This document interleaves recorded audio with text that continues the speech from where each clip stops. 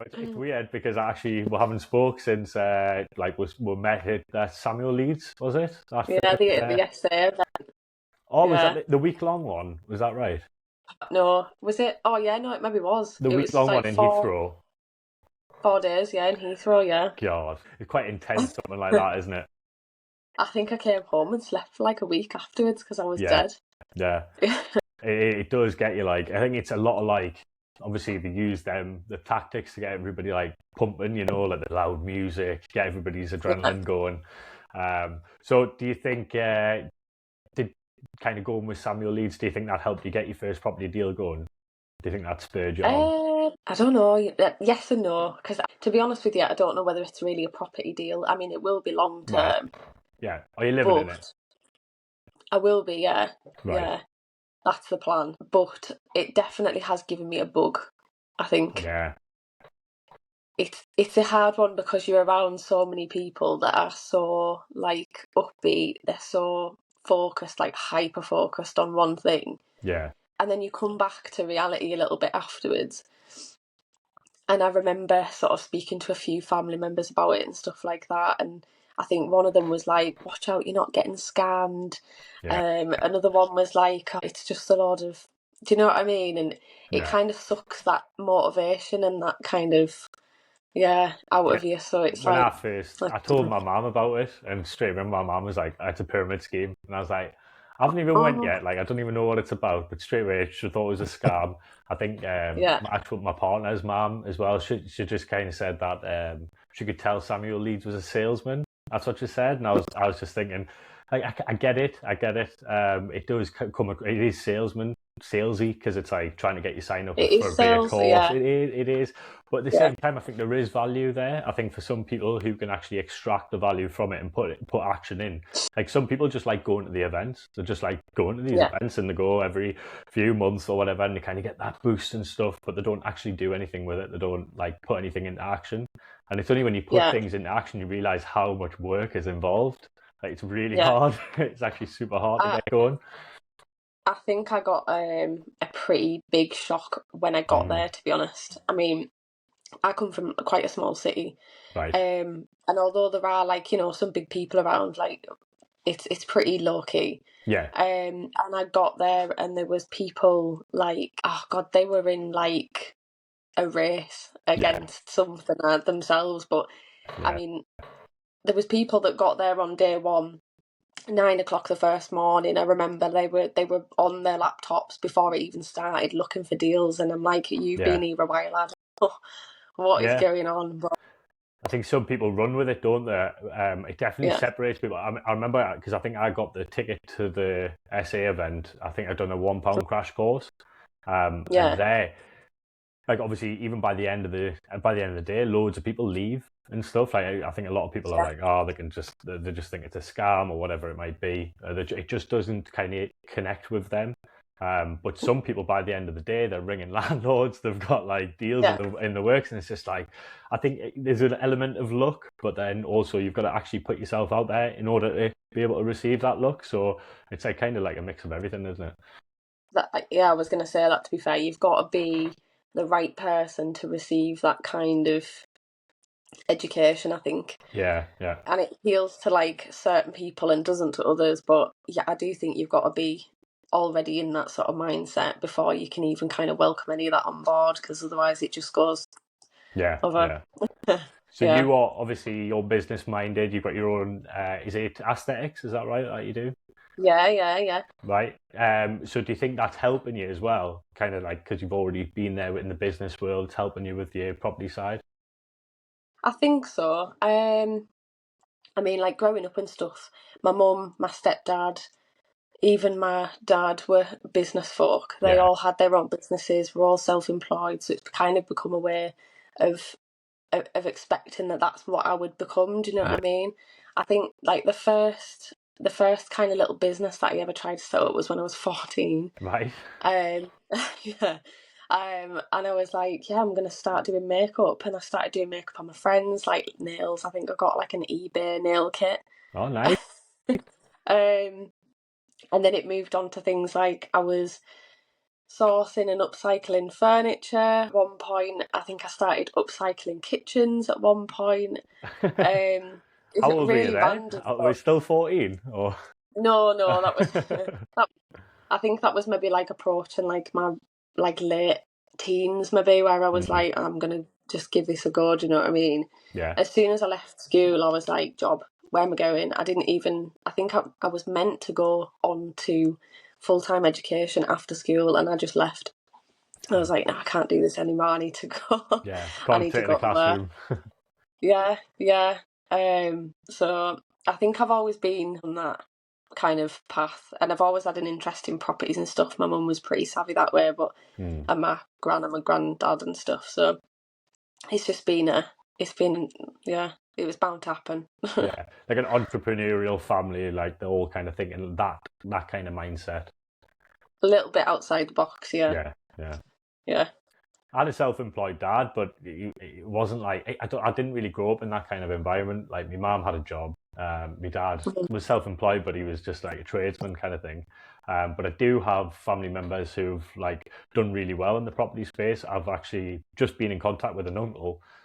It's weird. He's called me Uncle Ben, but he's got nothing to do with the rice man, right? He's got, Right. yeah, he's been a property developer for like 20 years. So I'm actually like in the process of doing my own deal at the minute, my very first deal, like an investment So is he property. doing your within? Yeah, my mum's brother. Yeah. Ah, right, okay. And he's just like super experienced. He's quite posh, so it's like I come across Yeah. quite like common in comparison. But yeah, like it's good to have somebody in your family who's already been there, who's done it before, who you're going to go to and ask advice. Like, so if I'd imagine if your mom's been in the property space before, she's been somebody who you could go to and ask questions and kind of figure things out with her. Well, yeah. I mean, my mum passed away, bless her, but Oh, right. Oh, sorry to hear that. yeah, no, it's all right. Don't worry. I mean, it's a blessing and a curse, isn't it? But I Right. mean, she was a good egg to learn to Yeah. learn from, should I Yeah. say? She had a business for about 20 years, Right. just a beauty like a hair and beauty business. All right. And her and my stepdad ended up setting up a car valetting business alongside that. So yeah, it was just like watching her kind of do what she was doing. But when I say a blessing and a curse, a lot of obviously like my motivation comes from the idea of making her proud in her absence. Do you know what I mean? Oh So yeah, it's definitely. just one of those. Yeah, yeah. That's really good. One of them things. It's good. Yeah. I think a lot of people, successful people, you tend to find out that they've got like some sort of driving force behind them. So that Yeah. is, yeah, that's perfect. So I think we'll talk about like your first property deal. So you're saying that's going to be a residential. You're going to be living in it. Is Yeah. that so? Did you buy like something that was in a wreck and then do it up? Like, kind of how did that first deal go? Well, I mean, I had one previous to that one, and it was just a very small one-bed city centre house. Right. But obviously, with all the legislations and things changing with like EPC, I mean, it didn't have any central heating. It Ooh. was, I know, was it an E? Yeah, it was an E. God. Uh, Yeah. which I mean, for the price of it, especially around this area and stuff, we're talking like it would probably cost about 25% of the overall cost of the property God. just to get it to lettable. Do you know? Yeah. So there was absolutely no point in keeping it on. So I ended up flipping that, Hmm. and then reinvesting in this one. And I'm hoping, because I managed to get, obviously, I did intend on living in it long term, but it's going to be a flip. You think? I Yeah. think I think even if I end up sort of like revaluing it at the end of the refurb and then pulling out, remortgaging, pulling out, and then reinvesting, or being in it not as long as I planned and flipping it and going again, sort of thing. Yeah. But it's been a really good experience. This will be the third sort of renovation, no, fourth, I'd say, renovation that I've been through. So I kind of feel like I've got a good maybe few contacts on the go now, people I'm comfortable with. I think that's what it's about, really. Is just having like a good team Yeah, behind you. they talk about that power team. So like Yeah, somebody for everything kind of thing. yeah, yeah. It's handy. So do you think you've learned, is there any like golden nuggets that you've kind of learned through going through these processes like 4 times now? Is there anything like, or any major challenges that you face that kind of stick out in your head? Damp's not as bad as you think. That's a good one. I, yeah, it's so strange because I think once you've dealt with one issue, it's not the next time it comes along. You're like, do you know, we know Yeah, we've yeah, done this before, we've sorted it. Do you know what I mean? So I do think that if you do come across a property, you think, oh God, this has got something, do you know, yeah, yeah, a bit more to it. I maybe don't see it as like a what's the word, a down point, because I yeah, think at least I'm going to figure out what this process is like. yeah, I'm going to deal with it, and the next time it comes along, it's sussed. yeah. So, and you've They got the do, person for it. they do say every downside has an upside. So like maybe your downside is you've got the damp, but the upside could be you might get a little bit cheaper, Yeah, or it scares other uh, people off, so you're not competing yeah, for it. yeah. This last one that I had, it had like maybe like a couple of roof tiles loose. It had some damp-ish in the living room. Trying to think. I mean, overall it was disgusting, but Right. and it's still. The smellier the better, Um, really, isn't it, for BRRs? yeah, yeah. But I walked in there and thought, you know, like I really like this. Yeah, Like this could be nice. And I think if you can see past that and see past the arse, basically, yeah, then you're on to a winner. Like I think I managed to get it 20. What was it? 20. So it was on for 135, and I got it for 114. right. So, Excellent, yeah. Scored. um, Sorry. What were the like? Sorry, what were the worth of the properties in that area? Like similar ones, comparable. so I managed. Luckily, this was like an end of terrace, and there was a semi-ish or end of terrace just next door, exactly the same property, Excellent. Yeah. just turned round, Right. which had sold with the same guys. And I was cheeky enough to I tried knocking on the door to see if like the sellers were still in there, and that nobody was in. And I managed to have a good crack with like the girl on the phone. What are they called? Estate agents. Yeah. Um, Those people. and I said, yeah. And I said, I'm gonna have to be cheeky here, but I need to know what next door sold for to give me a ballpark figure of where I stand in Mhm. terms of purchase price and stuff, and whether this is marketed right. Yeah. And I think they'd managed to get theirs 10 grand under as well, but was still higher than where I was sitting. Yeah. And I was patient enough. I think it took me about 6 weeks to get them to come round, and I just kept pestering them. Yeah, literally. So that's it, isn't it? Yeah, Like at the start, they think, "Oh, we'll be able to get exactly what we want for it," and then as the weeks go on and on, they start getting itchy, and they're like, "Oh God, okay, okay, okay, we'll take it." So yeah, trying to find them people, though, isn't it? yeah. I think I put my first offer in just before Christmas, and they were kind of like, you know, January's coming up, the sales market's going to increase and stuff, and I was like, I said, I'll. That's my offer. Like, it's still on the table, but I've got some other properties to have a look at and stuff. Yeah. And then I came away from there. I like finished Christmas and stuff. Got into January. I think it was maybe like 10 days in or something. And I was like, rang them back up. I was like, I'm just letting you know my offer's still on the table. However, I think I may need to reduce it. But I'll da da da. And it was just one of those. We were backwards and forwards. And eventually, I don't think they'd had any offers running up into January, which you'd expect to be like one of the busiest times. And they were like, here, we'll just take it. I think it'd been on for about 8 months or something. So, Right. Excellent. yeah. Yeah. Oh no, well done. Well done for being persistent. Yeah. Funny, Yeah. some of the guys who I'd done training with, they give us a little tactic. They said, so you can put your offer out there and like still like ring back every week or 2 weeks or whatever. But if they happen to get back in contact with you, it's a perfect time for you to say, oh well, things have changed. I've got money that it's going into different projects now. I'm going to have to reduce my offer because I've got like a limited pot now, or I might need to rely on an investor. All these things, and then they're like, "Oh shit!" Like they should have took it, Yeah, took the first offer. Kind of the yeah, ball's a bit more in your court, kind of thing.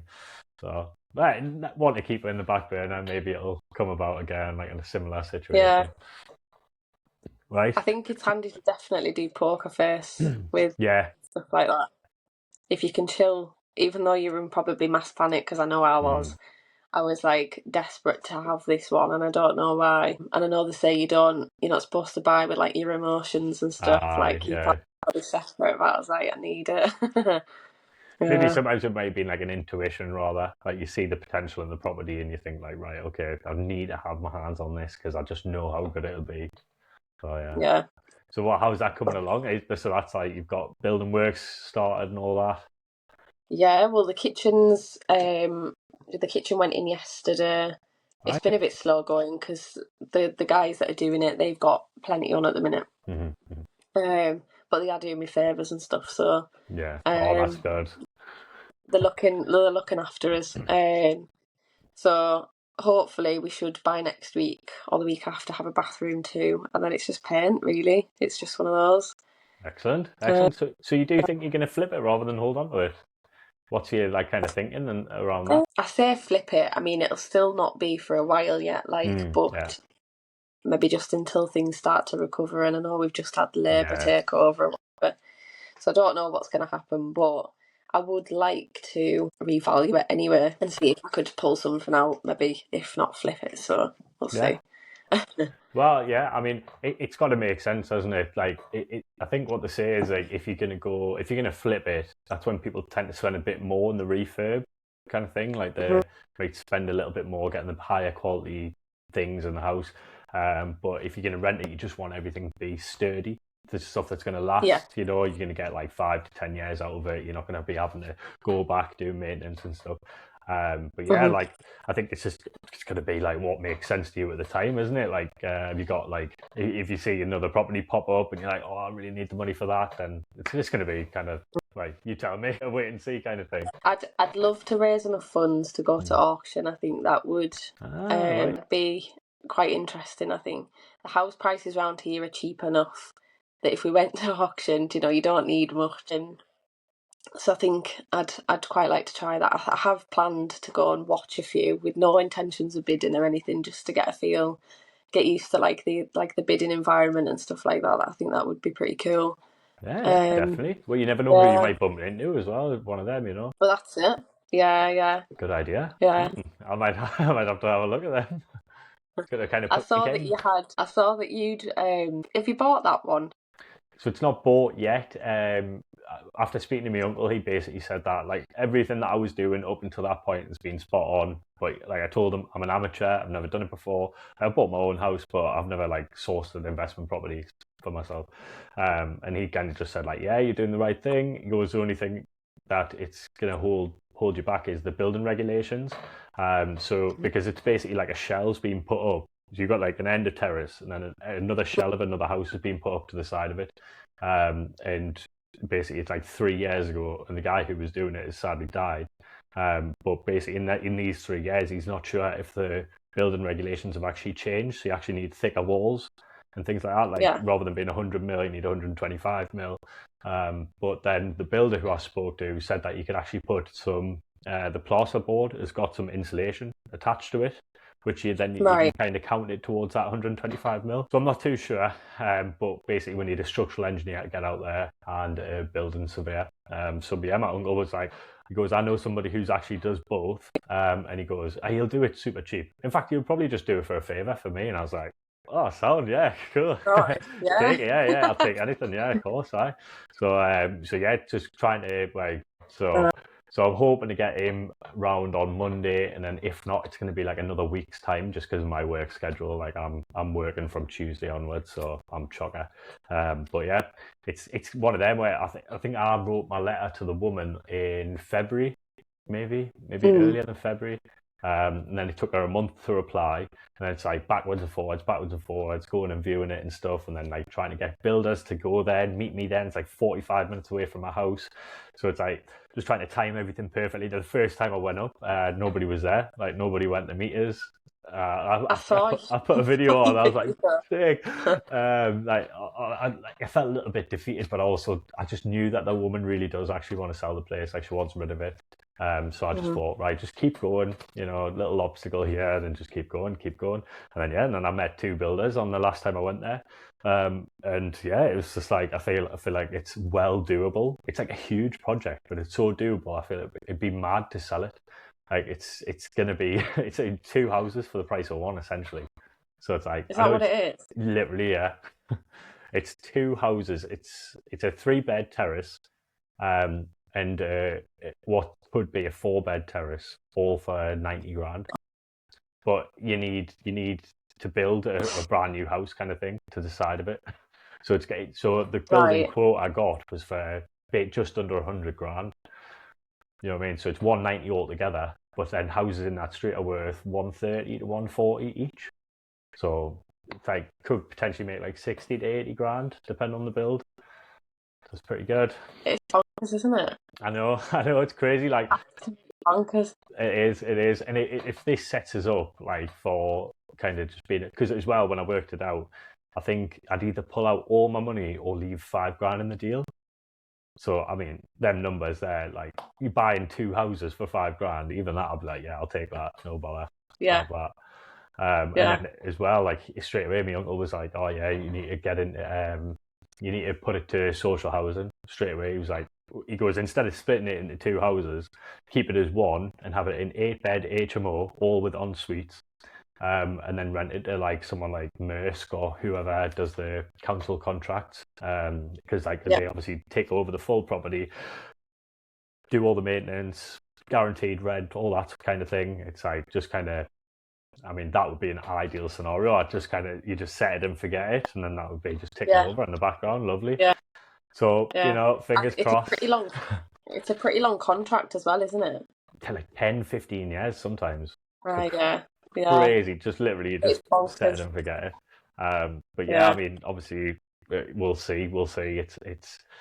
I'm like itching to get going, and then I speak to my uncle. He's like super cool. He's super chilled. He's like, right, you need to just do this, and like he's obviously just been there a million times. So I just need to listen to him and not get too excited.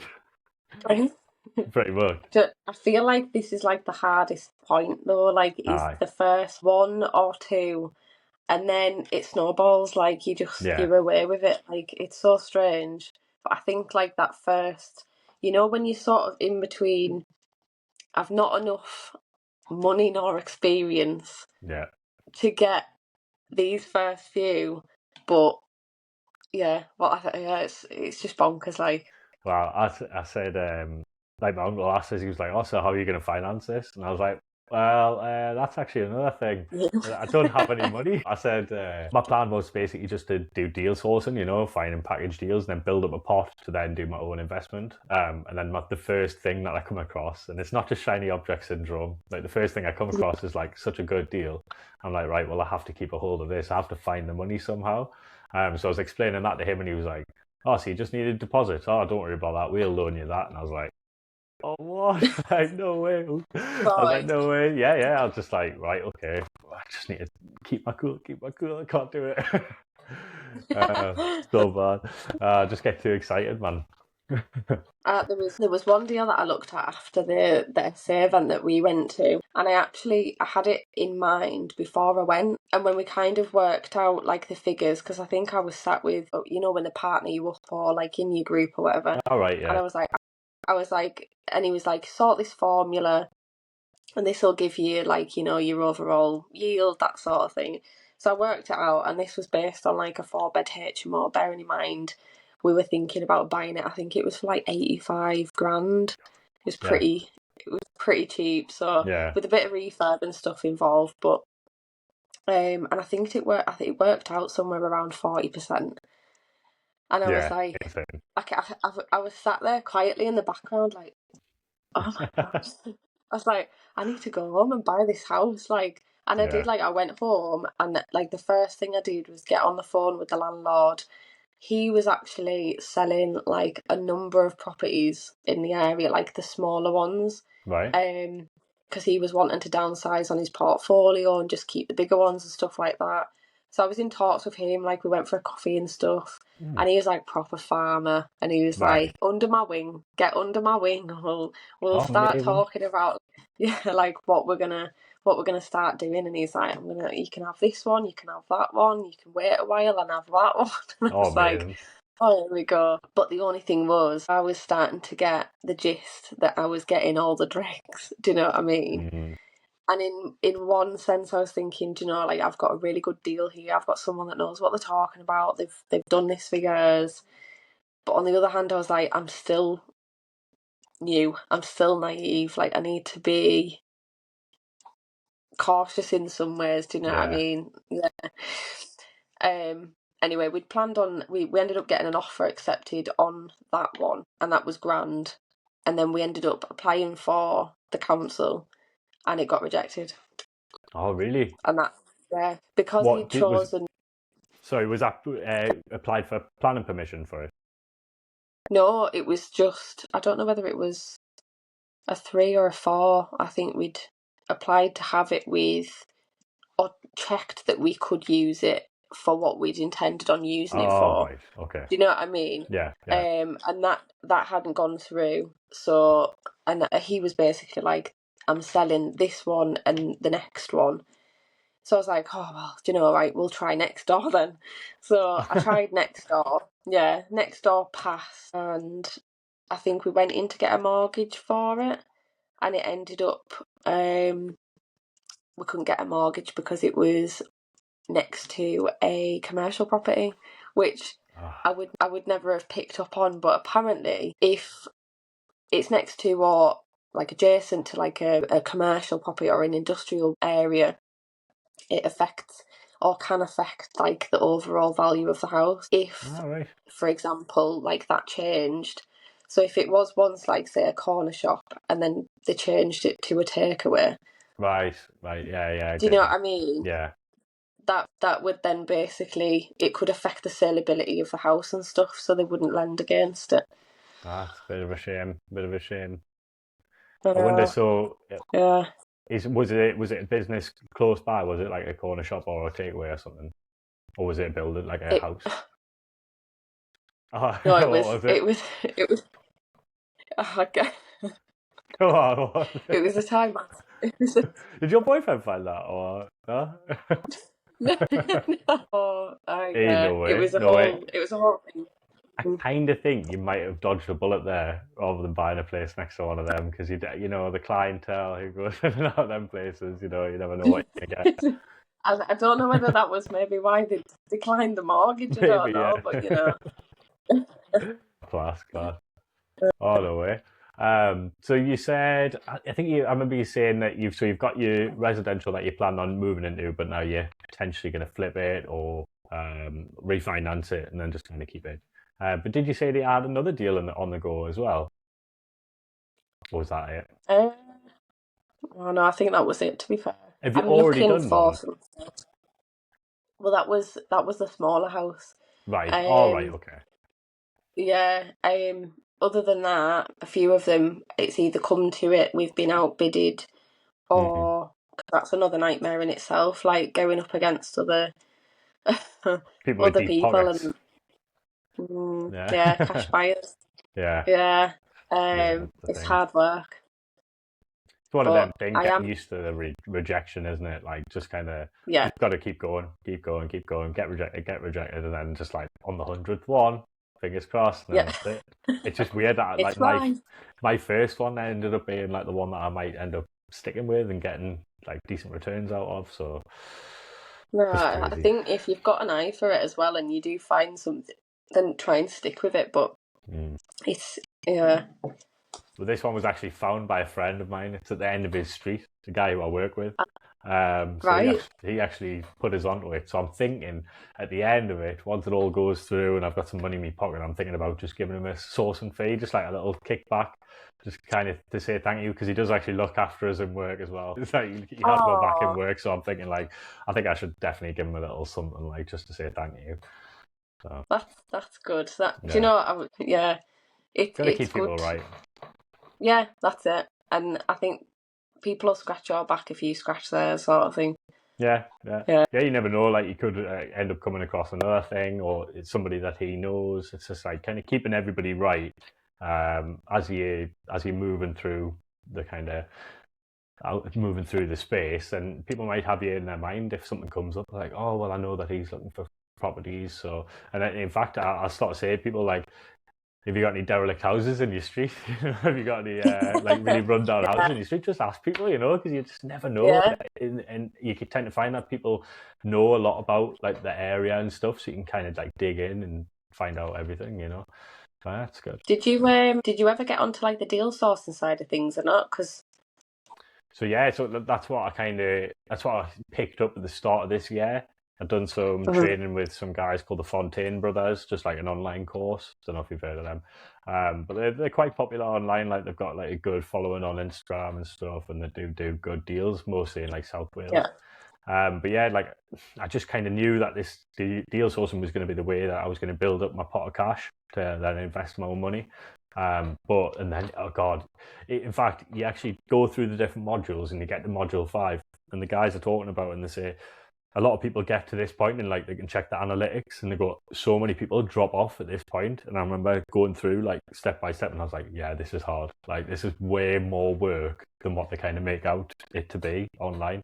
Like it kind of seems so easy. And then you talk to people who are like, oh, we've done 20 deals this month. And you're like, how the hell are you doing 20 deals in 1 month? When I'm like, I'm like maybe 4 months into my first deal, just trying to get this one over the line, and I'm like, but it obviously just comes with experience and Yeah. confidence, I suppose. I think that's yeah.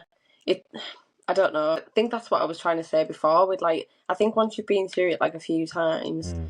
like to begin with, like a refurb to me was like just muck and dust. Like it was just a long, deep, dark hole of muck and dust. Yeah, yeah. And I was like, I think living through it as well, I was like, this is hard. This is hard work. And I think not knowing like which stage comes first as well. Yes, Like yes, like massively. this is the first one that I've done on my own. No one to go to. Like I'm just on my own. Amazing. And I'm like, right, so does the plaster go on first or the plasterboard? Do you know what I mean? Yeah. Which that was No, completely wrong because you get one or the other really. that's good though. But It's yeah, so good that you're at that point already. Like, God, like what has it been? A year? Like, or maybe a year and a half? yeah, Something like yeah, that, I think. So if you think like you're there at after a year and a half, where are you going to be at year 5? It's yeah, if when I think especially when you start looking into these kind of not side hustles, but just the financial freedom. I put it in air quotes because it is financial freedom yeah. in air quotes. You start. I've just lost my train of thought. Um, I can't remember what I was going to say. I think it was It's something about alright. how hard it is. Basically, that's all I can think of. Like it's just super hard. Like I think you kind of. So yeah, it doesn't matter. It doesn't matter. I'll leave that one because I can't really remember what I was talking about. So I was going to say. So have you got like a projected ROI for this deal? You're saying that you knew that No, already, or no, you don't have one. I'm Just kind totally of like, winging it. Like, yeah, just yeah, good feeling. yeah. Like I know the area.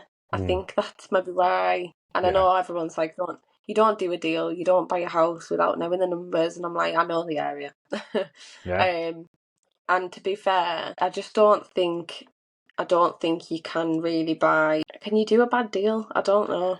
I don't know whether you can within like if unless the market's like yeah, way out there or I don't know, the house is about to fall down. I don't think there's never a bad time or do you know what I mean? yeah. Like a So property is never gonna. It's not like a stock that could go to zero. Like bricks and mortar, you're never gonna go to zero. So no. that's like that's safety. Either way, I was always happy to have my money in there. Yeah, So whether it comes out in the end or it doesn't, I'm happy for my money to be sat making me money. Yeah, not a bad shout. You know, it's definitely the way to go. Yeah. 100%. So I think I'll just. I mean, we've been going like 35 minutes. So I'll just Yeah. like kind of a chance to plug your social media. If you've got any, you know, if you want to plug, even if you want to plug your aesthetics business or anything like, and then just messages afterwards, and I'll put them all in the details in the description and stuff, so people can kind of find you on there as well. Well, there's the Property Blondie on Instagram. I started with obviously Samuel Leeds back then, and I've not been very consistent with it. So if you want to go and give it a follow, it might give me a boost. Yeah. And Derma HQ Carlisle on Instagram as well, and I think I'm on TikTok, but it's a bit cringe.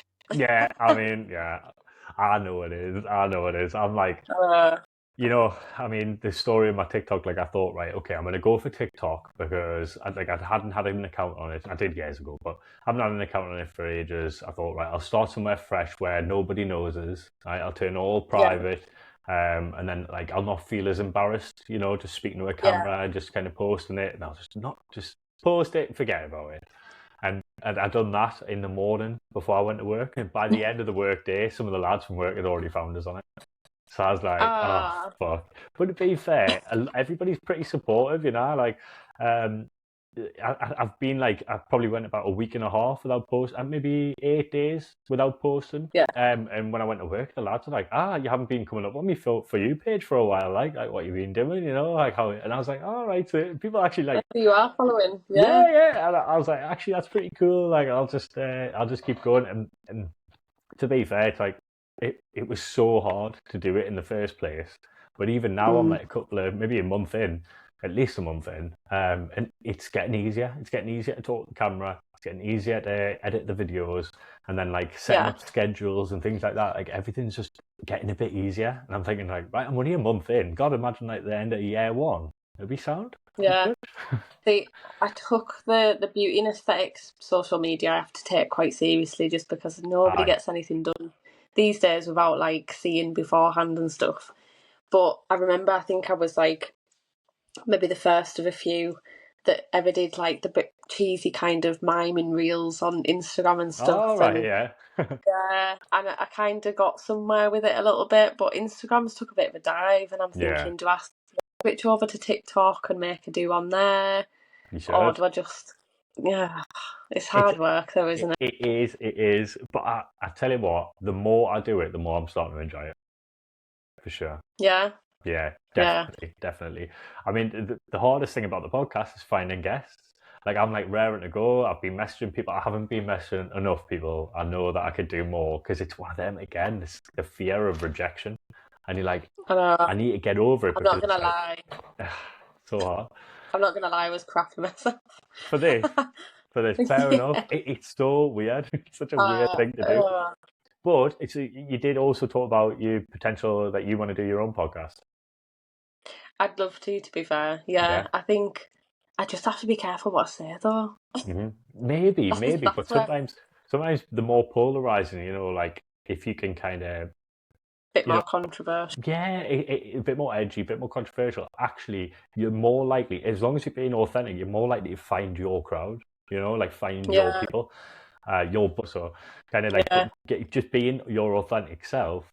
And then you'll find your people. Yeah, I think it's a really good idea. You should definitely do it. Do you want some like I don't know what I could offer you now. Basically, all I use is this app here is perfect. It's like it streams it as you record it, so you can see like somewhere in the bottom corner. You might not have it on yours, but on mine it says 99%. So it's uploading it as you're streaming it. Like not like live on anywhere.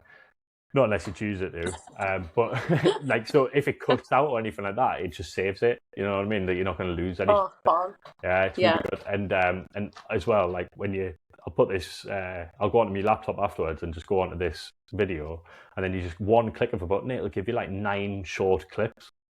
So like, and then from there, you Right. just kind of tweak them here and there. So, Yeah. and then I've got another app called Buffer, which is like you might have one of these already. To be fair, it's like a social media manager kind of thing. So you post it on one, or you say you write out the post and then you post it on Buffer, and then you choose your 5 channels or whatever. So you can have like And it YouTube flicks it Shorts, out. and it puts it all out. So the last podcast that I've done with my brother, I think I got, what did I get? Maybe 4. No, I think I got 8 clips out of it.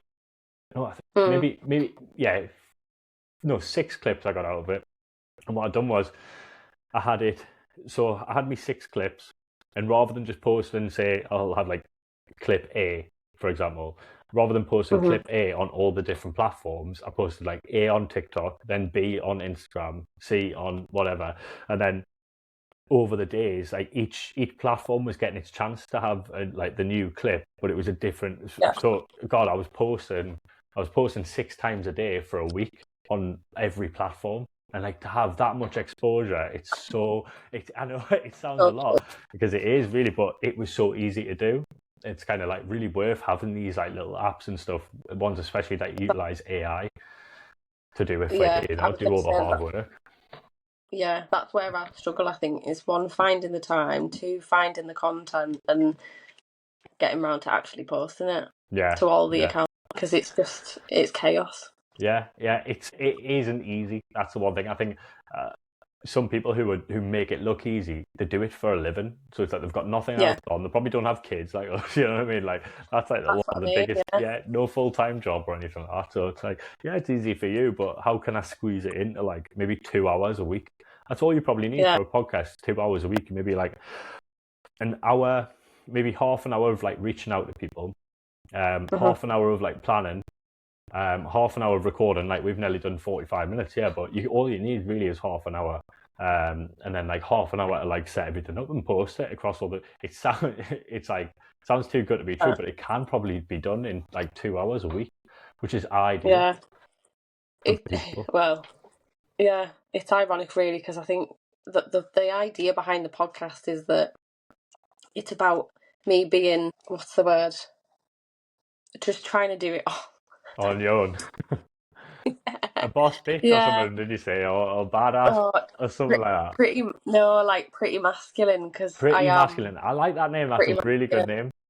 That's a Yeah, good name. because like I am a girly girl, and I work in beauty and stuff like that. But But you're a beast. in but I'm You're gonna say, you're I gonna say am that. like, well, yeah, like I'll go to work, and I'm Yeah. ambitious, and I want to do like my thing, Yeah. and I want to do it all Woohoo! yesterday. Yeah, go for it, man. Yeah, You've got to do it. Like yeah, I think it's so hard to get started, but once you get going, you'll fucking love it. You really will.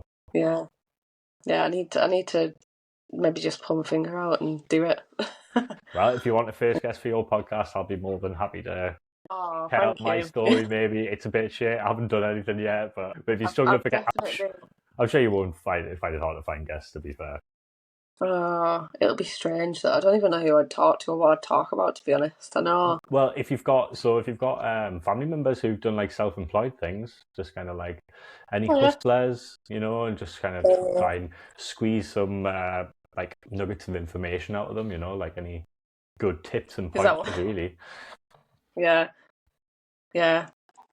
I think it could be fun, even if it's a hobby. Yeah, yeah. I mean, I like, just need something else. yeah, yeah. I mean, there's like I had like a small podcast and talk, and he was saying that you can end up basically if you keep going with it, you can end up getting. Are you still there? Oh dear. Well, unfortunately, it looks like Kelly has been disconnected. It's a shame. Well, if she doesn't reconnect, then I will just end this here, and I'll post all of her links in the description, so you can find her on all her different social media platforms. And she's got a property side as well, so different Instagram pages to follow. And yeah, and I'll keep the channel updated if she does get a podcast going and she does want me to have a guest or anything like that. I'll promote it all. I'll make sure that it all gets out there so everybody can go and have a look. It's not looking like she's coming back in. Might have lost some signal somewhere. Okay. Right, signing out. Peace.